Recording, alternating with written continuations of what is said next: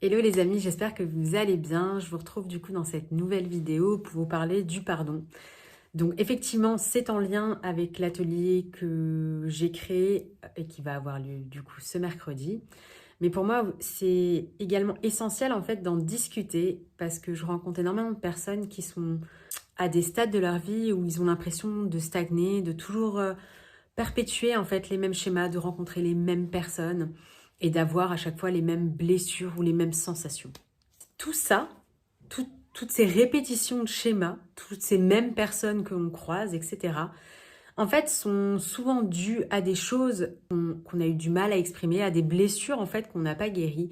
Et pour moi, justement, il est essentiel d'accueillir pardon dans sa vie pour pouvoir passer, on va dire, à l'étape supérieure. Donc, c'est-à-dire découvrir de nouvelles personnes, créer de nouveaux schémas, en fait, dans notre vie, sans toujours avoir cette espèce de cercle vicieux qu'on a l'impression, justement, qui se répète et qui se répète et qui se répète. C'est vraiment le fait de faire le deuil, donc le deuil d'une relation, le deuil d'une situation, le deuil de la personne qu'on a été à ce moment T, le deuil des sentiments et des sensations que ça a pu procurer justement en nous et de pouvoir, une fois que tout ça en fait a été accueilli, de pouvoir justement passer à autre chose et s'autoriser à passer à autre chose. Le pardon, c'est avant tout un don du coup qu'on se fait à soi. Donc c'est pas quelque chose qu'on fait pour l'autre, c'est vraiment quelque chose qu'on fait pour soi, pour se dire qu'en fait, ça y est, on est prêt à passer à l'étape supérieure. On est prêt ou prête à lâcher la personne qu'on a été, okay, la victime, peut-être aussi, du coup, comment dire ça, ce statut de victime, justement, et on est prêt pour accueillir le renouveau. Voilà. Comme je le disais, le but du pardon est du coup vraiment de se faire un don à soi, celui du renouveau, justement. Et j'aimerais juste mettre un petit bémol là-dessus. Le but du pardon n'est pas de recréer des liens avec des personnes qui nous ont fait du mal, c'est justement de le couper. Lorsqu'on éprouve des sentiments suite à une situation qui a été douloureuse, que ce soit vis-à-vis de la situation en elle-même ou d'une personne, en fait, on crée un lien. Ce lien est souvent donc un lien énergétique. Ce lien énergétique nous a procuré en tout cas certaines sensations, certaines blessures. Et du coup, le but justement de pardonner est de couper ce lien. Et de couper cette espèce de dépendance en fait à l'autre. Donc quand je dis à l'autre, c'est pas que vous êtes dépendant de l'autre personne, mais en fait le fait de nourrir à chaque fois ce lien, vous fait voir en fait la vie avec un prisme qui est totalement en fait erroné. Parce que c'est comme si vous perpétuez au fur et à mesure toujours le même schéma et le mode de fonctionnement parce que vous n'avez pas accueilli la douleur de cette situation, de cette personne, tout ce que ça vous a procuré. Et donc vous restez dans le même état énergétique et toujours avec cette connexion à l'autre et à cette espèce de lien du coup qui est toxique, qui est néfaste, donc ce que j'appelle justement de la dépendance, en tout cas énergétique. Et c'est ce qui fait qu'en fait on a du mal à avancer, on a du mal à casser des schémas qu'on répète et qu'on répète et qu'on répète. Alors pourquoi on a du mal à casser ces schémas?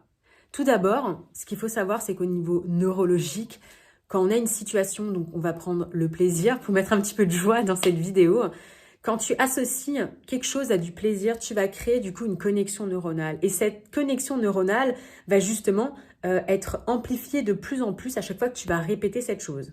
On va prendre un exemple basique, c'est le fait de manger ou de faire l'amour. Quand tu manges quelque chose que tu aimes, tu crées cette connexion neuronale. Par exemple, le chocolat, plaisir, bing. Ok ?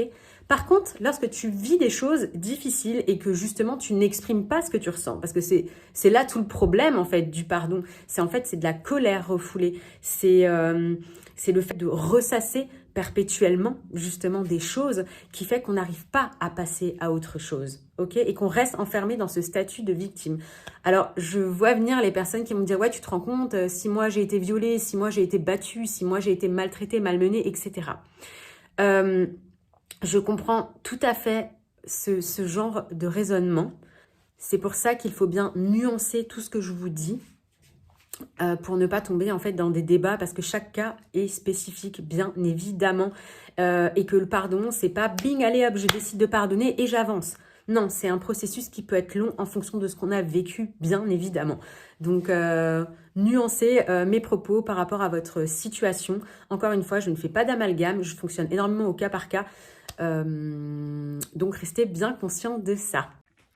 Du coup, je disais, ce qui fait qu'on reste justement bloqué dans le passé et qu'on n'accueille pas la nouveauté ou des nouveaux schémas, c'est le fait de ressasser et de ressasser. Une femme qui s'est faite tromper va avoir plus de facilité à dire les hommes sont des salauds ou les... Enfin, vous voyez ce que je veux dire en fait, à faire des généralités. Et en fait, ce genre de généralité va faire qu'elle va reproduire, parce qu'elle n'aura pas accueilli la douleur de sa rupture, la douleur de la trahison.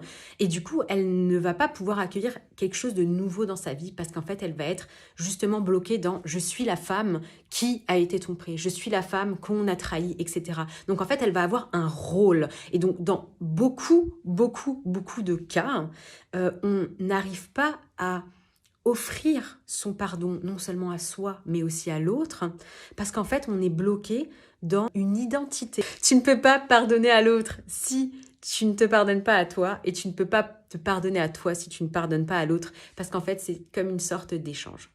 Donc, maintenant, cette femme, par exemple, qui a été trahie et qui reste dans son rôle de femme trahie, de femme bafouée, va avoir plus tendance à perpétuer des situations similaires où elle va être trahie. Ça peut être en amour, en amitié, au travail, dans plein de situations différentes. Ok. Et ensuite, évidemment, elle va attirer à elle des personnes qui vont lui faire revivre ça jusqu'à ce qu'elle accueille et qu'elle décide de laisser cette identité de femme bafouée pour accueillir ce qu'elle est et ce que réellement elle a envie de vivre. Alors concrètement, c'est quoi les étapes du pardon? La première étape, c'est celle de décider de ne plus souffrir. C'est pas parce que tu pardonnes à quelqu'un, encore une fois, comme je le disais, que tu ne peux pas porter plainte. Tu es obligé de reparler à la personne qui t'a fait du mal. Et la deuxième étape, c'est reconnaître la faute. Le but, c'est pas d'oublier, en fait, tu as vécu l'offense en fait qui a été faite, tout simplement, c'est vraiment de la reconnaître. Parce qu'il y a beaucoup de personnes qui disent « ouais, c'est bon, c'est du passé, j'oublie ».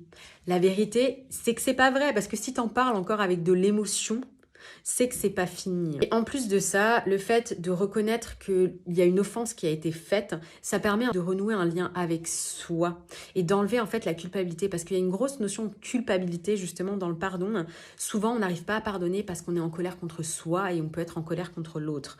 Donc le but de reconnaître la faute, c'est de rendre à César ce qui appartient à César, c'est-à-dire à l'agresseur, le tort qui nous a été fait. Ensuite, pour pardonner, il faut exprimer ses sentiments et donc sa colère. Parce que quelquefois, il y a énormément de colère qui peut jaillir quand on a subi quelque chose qui pouvait être traumatisant. Et en fait, cette colère, elle est juste l'expression des émotions qu'on n'arrive pas à exprimer en fait. Souvent, ça peut être de la tristesse et ce genre de choses. C'est une façon, tout simplement, d'exprimer sa colère. C'est une façon, justement, de reconnaître sa propre souffrance. Ok ? Donc, c'est vraiment un passage obligatoire pour pouvoir passer par ces différentes étapes du pardon. La quatrième étape est celle de cesser de se sentir coupable. Dans beaucoup de cas, les personnes qui ont été victimes d'une situation, d'une autre personne, etc., ressentent énormément de culpabilité. Et en fait, justement, le fait de se pardonner à soi va ouvrir, on va dire, les portes du pardon à l'autre. La quatrième étape va être celle de comprendre ce qui nous a blessés. Donc le but, c'est de se mettre effectivement à la place de son agresseur, bien que dans certains cas, ce soit extrêmement difficile, qu'on soit bien d'accord. Et le but justement de ce processus est de comprendre en fait les motivations de l'agresseur. Le fait de comprendre justement ses motivations, ça va nous aider à reconnaître ses faiblesses et nous permettre d'être vraiment dans une espèce de forme de miséricorde. Encore une fois, ça ne veut pas dire que vous effacez tout ce que la personne a fait, vous excusez ce qu'elle a fait et que ça n'a pas de valeur parce qu'elle a mal. C'est encore une fois le fait de s'ouvrir un petit peu plus, parce que le pardon, c'est aussi de l'amour envers soi. C'est une forme d'amour envers soi et ça, faut pas le négliger. Cultiver ce regard, on va dire, extérieur, en essayant de se mettre à la place de l'autre et en éprouvant, on va dire, de l'empathie, ça permet justement d'accueillir le pardon. Alors, la cinquième étape, c'est vraiment celle de prendre son temps. Comment je sais que j'ai pardonné? Comme je disais avant, c'est pas en un claquement de doigts que ça se fait. Effectivement, il y a un travail à faire en amont. Vous avez le choix, si vous en avez envie, de ne rien faire, évidemment. Après, effectivement, regardez De quelle façon dans votre vie se matérialise tout ce que vous n'avez pas réglé, tout ce dont vous n'avez pas fait le deuil, en fait, tout simplement. Une fois que vous regardez tout ça, hein, demandez-vous de quelle façon puis-je être acteur, de quelle façon puis-je passer en fait à l'étape suivante pour pouvoir accueillir le renouveau dans ma vie. Et justement, cette étape-là passe souvent effectivement par le pardon. Donc oui, c'est laisser le temps. Laisser le temps ne veut pas dire ne rien faire. C'est est-ce que là, je me sens prêt à dire pardon, à accueillir le pardon et à ouvrir en fait un nouveau chapitre de ma vie.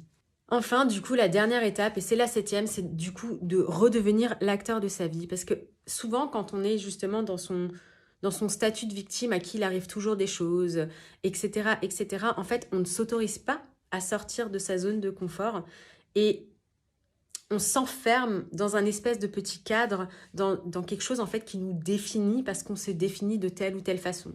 Donc si je me définis comme une victime, je ne vais pas prendre la vie à bras-le-corps pour réaliser tout ce qui me tient à cœur. Vous voyez ce que je veux dire?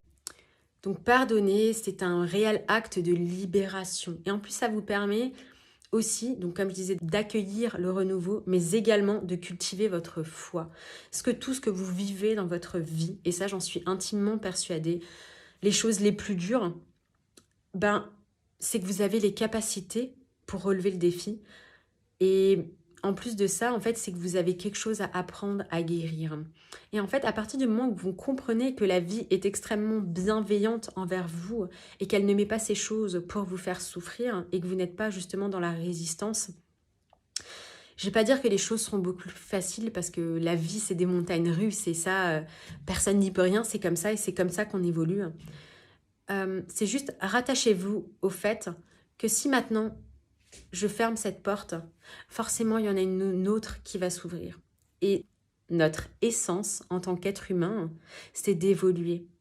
Mais si tu décides de laisser cette porte ouverte, avec tout ce qui est à l'intérieur, les sentiments, le ressentiment, la vengeance et ce genre de choses, tu ne pourras pas accueillir la nouvelle qui sera pleine de lumière.